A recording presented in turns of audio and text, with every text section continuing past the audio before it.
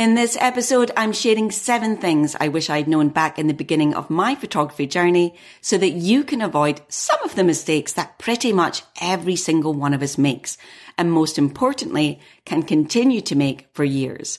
I'll be talking about everything from how to avoid noise in your images, what might be causing your blurry photos, and even why your photos might not be as bad as you think. Plus a whole lot more. So it really is going to be a jam-packed episode. So stay tuned. Hey there, I'm Audrey-Anne, founder of Live Snap Love, and I'm on a mission to help photographers just like you grow their photography skills quickly and in a way that feels simple and easy so you can shorten the learning curve and get photos you love faster. I created this Photography Made Simple podcast to share simple, actionable techniques, helpful insights, and practical advice on all things photography. So if you're itching to take your photos to the next level, whatever that level may be, you're in the perfect place. So let's get started.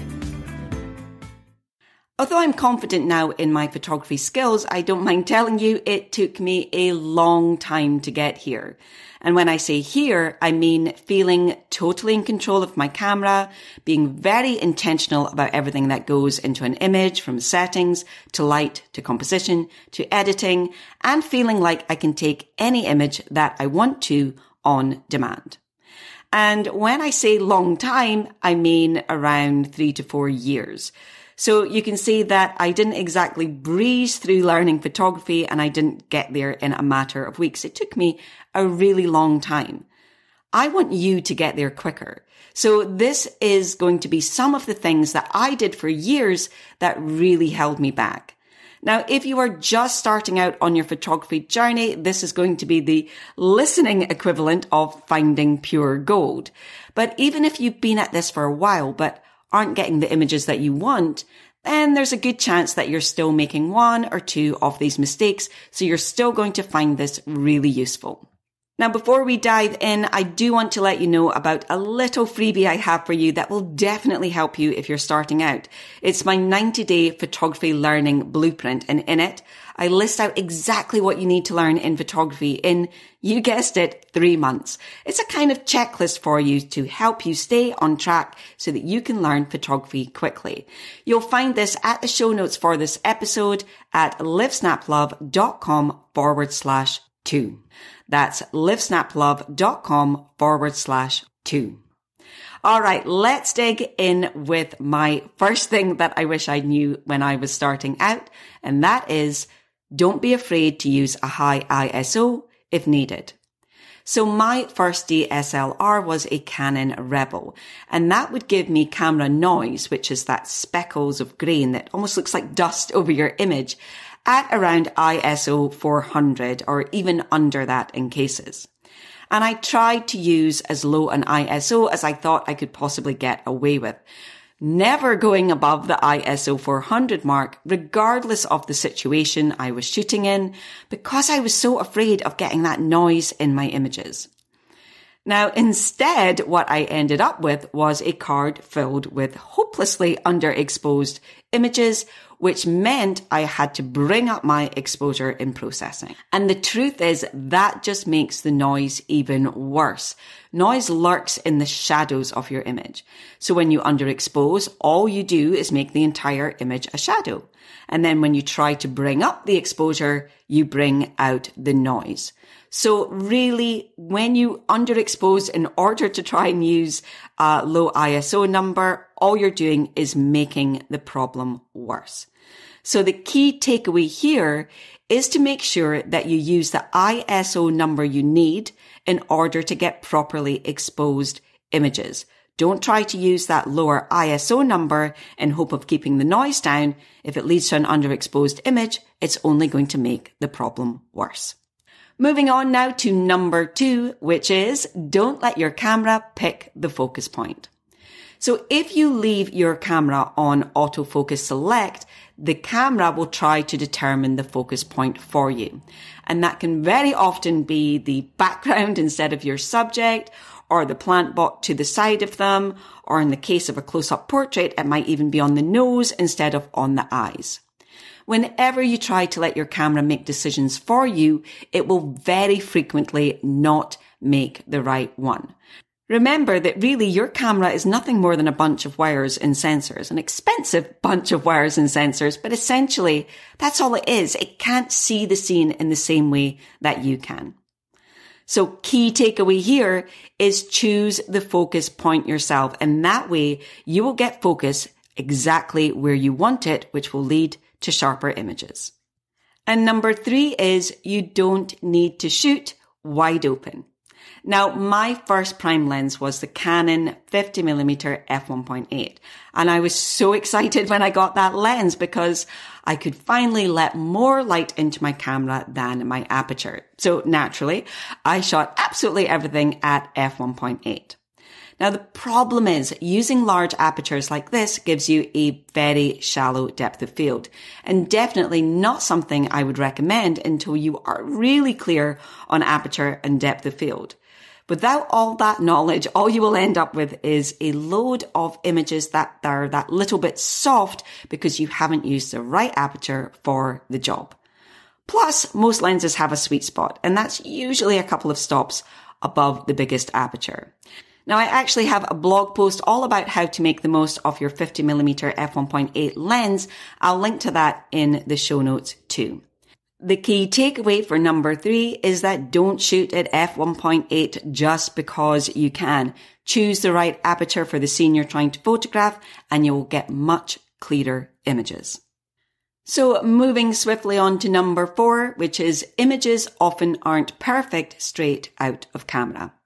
Now, I did a lot of comparing my images to the ones I saw online from my favourite photographers, and I genuinely thought that they just managed to make it look that amazing in camera.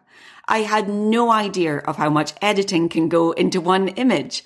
And in contrast, my images always looked a little dull in comparison, which left me a little heartbroken, I don't mind saying. So if you aren't currently editing your images, I do want you to realize that this is just as big a part of photography as what you do in camera. Now, this is especially true if you shoot in RAW, because with RAW, there's no editing being applied. In case you haven't realized, when you shoot in JPEG, there is editing being applied to your images. It's just that your camera is doing it for you.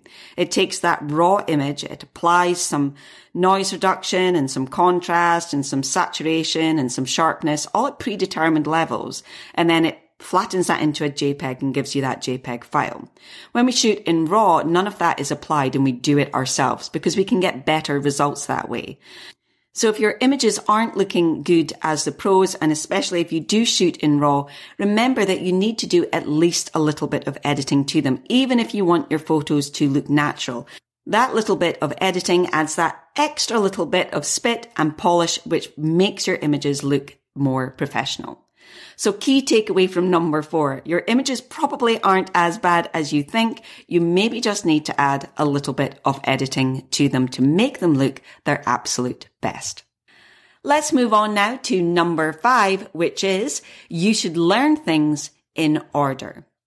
So have you ever noticed that when you learn one thing in photography, it leads you on to something else you didn't know, and then something else you didn't know, and then something else. And you are going on this constant merry-go-round of finding new things that you didn't know, and you get information overload. So if I can give you an example from my own photography journey, I remember trying to learn about white balance. And before I knew it, I was learning about the difference between Pro Photo and RGB and sRGB and camera calibration and monitor calibration and soft proofing. And all of those were things that I didn't need to know at that point in time. And because I didn't have the basics down, I wasn't even ready to learn about them. All they were doing was distracting me and stopping me from getting better photos. Always keep in mind that blog posts and videos and Facebook and Instagram and anywhere else online, they're all purposely designed to get you staying on the site as long as possible. So their goal is always to get you to keep clicking on different links. And that means it's really easy for you to get sucked down into that rabbit warren of the internet. And if you're not careful, you'll find yourself aimlessly wandering down paths that might not actually be what you need right then. And that's when you get frustrated and overwhelmed when learning photography because the information you've gotten is all random and it's not relevant to where you are right now. For the most part, photography can be taught in a linear way. And if you get ahead of yourself and you haven't quite learned everything in the steps before, it doesn't come together and make sense. You just feel like something is missing. And that usually is because it is. So the key takeaway for number 5 is to try to learn things in order. Create a learning curriculum for yourself. Remember, you can download that free 90-day blueprint I have for you. You'll find that in the show notes for this episode at livesnaplove.com/2, or you'll find a link to it around where you're listening to this episode. Let's move on now to number 6, which is don't stay too long on aperture priority mode. Now, don't get me wrong, I can still shoot in aperture priority mode from time to time, and there's nothing really wrong with that mode in certain situations. So this isn't a dig on aperture priority mode, more about whether it's the best mode for any particular photo and whether you know why that is. So I still remember trying to get an image where I had lovely soft shadows on my subject, but light in the eyes and had that darker background. But no matter what I did, I just could not get the image to look the way I wanted it to. It was all very hit and miss. I definitely couldn't get the images that I wanted on demand.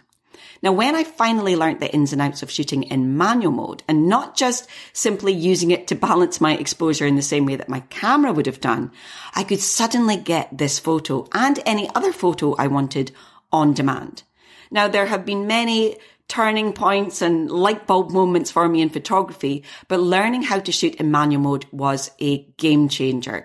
It was truly the time when I felt someone had handed me the key to photography. So I'm really big on learning how to shoot in manual mode.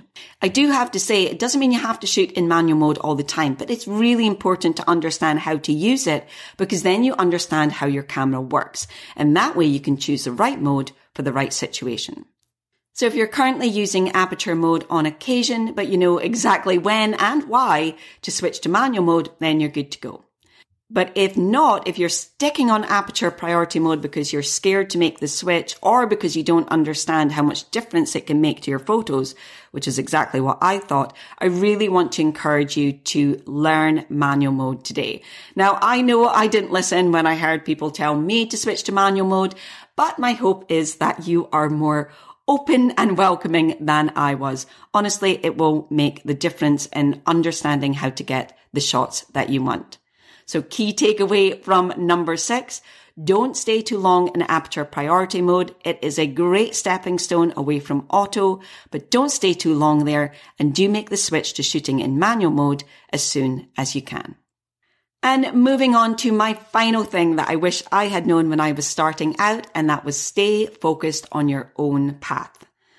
So again, when I first started out in photography, I would spend a lot of time looking at interviews or blog posts from my favorite photographers, and I would search for random tips and tricks, and I would be in various forums or groups and try to see what everyone else is doing and asking questions. And if I saw in an interview someone told me I needed to find my photography style, I would concentrate on that, even though I wasn't anywhere near ready to be doing that. If I saw that my favorite photographer shot with back button focus, I would switch to that.